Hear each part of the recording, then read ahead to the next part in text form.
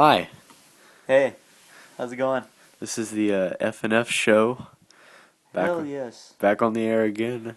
And if we sound very quiet, it's because It's 5:10 a.m. in the morning. and it's not as if we woke up in the morning feeling brisk, going out to find some lumber for breakfast, eating some nice pancakes and some bacon. No, we just kind of stayed up. Oh, hey, look at that. Fell over again. Oh, hold on, let me get Fell this over tripod again. straight. Well, today we're gonna review a very special film. Street trash. Yes, Street Trash. And that's all the energy you're getting for today. It was made in 1987, and it's really a one of a kind. I can't say there's any other film out there like it. It's got a good blend of different kinds of genres. Really, it doesn't really stick to one specific. Like I guess a lot of people, when they see the cover, they want to associate it with horror or exploitation. Well, it is exploitation. It is exploitation. But it's exploitation with the soul. I can assure you that. Well, at least I think it is. It stars Buffalo Rider guy. Buffalo. I don't know if it's the same guy. I really don't think it's the same dude, Actually, but just I know barely as any a of the reference. characters' names except the guy, the mayor from Toxic Toxic Adventures Avenger. in Yeah. there. Some Asian chick that I haven't seen anymore. The little brother who I haven't seen anymore. The black guy from. Well, has he done anything else? I have no idea, but he was very funny. He was very funny. Um, So basically, the story of this movie is some guy. Or first of all, we started off in a shitty ass city. New York City, some part of New York City. Some part of New York City where it's just horrible. There's an overabundance of homeless people, and everyone's just kind of an asshole. And Yeah. this man who runs a liquor store finds a case of this ancient like whiskey or vodka or whatever the hell it is. Probably whiskey. It's Probably whiskey. And how do we first find out that it's really fucked up?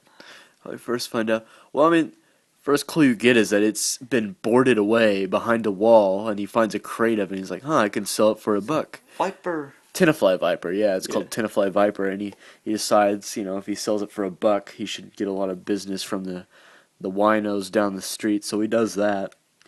And the first Guy that walks in, isn't it? Like. yeah, he's the bearded Buffalo Rider looking motherfucker. Yeah. He buys a bottle and he takes it back to drink, and he ends up getting it stolen from him by some homeless man. Some homeless man just steals it. Who has a crutch. He drinks it and he melts into a toilet. He melts away into a toilet. Yeah, and he flushes himself down accidentally. Well, I'm assuming accidentally. Yeah, and from there, gross, weird ass homeless sex shenanigans ensue. Yes, there's also a rape problem when this mafia man. It goes from slightly comedic. It goes from comedic misunderstanding to completely disturbing. to like slightly comedic rape. Yeah. To comedic rape. Yeah, to horrible rape. To necrophilia. Yeah, rape, murder, necrophilia. And all in one sequence. Homeless people melting. And it'll all have you laughing. It'll make you feel like a shitty person. Hitman with a ridiculous outfit. Badass cop. Hard-ass cop, I mean. Not a badass cop. Psychopathic Vietnam veteran. Veteran who is now also a hobo, carrying around a human... shank. A human bone shank. Yeah, and he's kind of like the leader of them. Now, all these homeless people that we see in the movie, they all live in a junkyard, and I guess they're all kind of one big not so happy, a dysfunctional family. You got Bronson, he's a pissed off Vietnam veteran. With his, horrible wife. Like, what is wrong with her? She's, the whole movie, she's just going, it's making all these terrible noises and whatnot. She's always wearing, it looks like she's in a bra and underwear, but really, it looks just more like a ripped tracksuit. Yeah, just like scraps of clothing she's wearing, and Bronson kind of wears the same so the acting shirt. In this, as you can probably guess, is range from bad to good bad to atrocious to hilariously bad. There's actually some pretty good acting, I think. I mean it's not like bad as in sense of it's boring bad. It's very entertaining in some parts. Yeah, my favorite would probably be the black guy. In the grocery store. That was fucking hilarious. That was hilarious. And of course that young man in the mobster.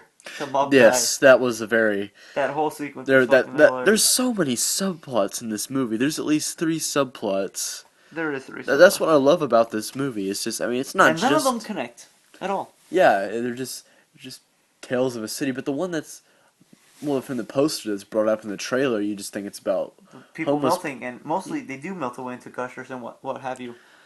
But it's a weird.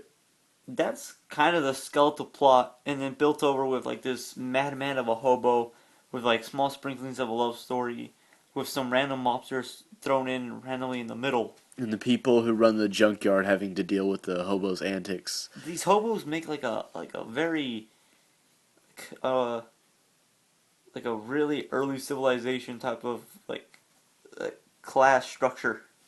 There's the leader, and then there's the people below the leader, and then there's the people below them, but they all have to follow the same guy. It's a really complicated system that these homeless people created in their junkyard.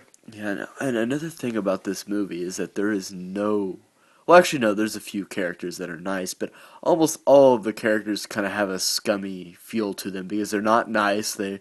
They're assholes to each other. They steal from each other. I could They easily rape count. people. They kill people. They molest their coworkers as a joke. Yeah. Oh yeah, yeah. And then rape dead body. Well, I guess it's not rape. Well, I guess there's technically pedophilia because pedophilia. one of Extreme the pedophilia. junkyard workers is woman Yeah. probably in her 30s and she's going after a boy who's 15. Yeah, those you could easily count those like the Asian and the young brother are the only genuinely nice people. Right, right. They don't really do anything bad. They actually try to do good. Yeah, and the cop's all right.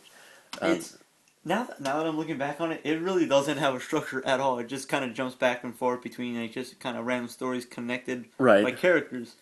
And damn, is it mean-spirited as fuck. Oh yeah, it is. It is. It's just when you think there's one part where the cop I'm not gonna spoil it. Yeah, he beats up a bad guy. You know, it's a kind of a well, it's not really a brutal fight, but it's kind of a a hectic fight. And you think, oh okay, and he drags him to the bathroom to urinal, and you're like, oh all right, cool. You beat up the bad dude. It was kind of it ended pretty good. And then the cop just kind of instead of just kicking him while he's down or spitting on his body on his bleeding body. He has to go to the extreme, and of course, we're not going to spoil it, but it happens twice in the movie. Yeah. Yeah. Both with Both fluids. the cop. Yeah, both with body fluids, and both including the cop. Yeah. Also, the effects in this are fucking awesome. Yeah, I agree. There's also some great Steadicam work by a guy named Jim Murrow, I think. Yeah, and he went on to go to work with stuff like the Titanic and Terminator 2. Working with James Cameron, apparently. Yeah, really good. And what's funny is that this movie, it kind of became less during the second, or at least the last third of the movie.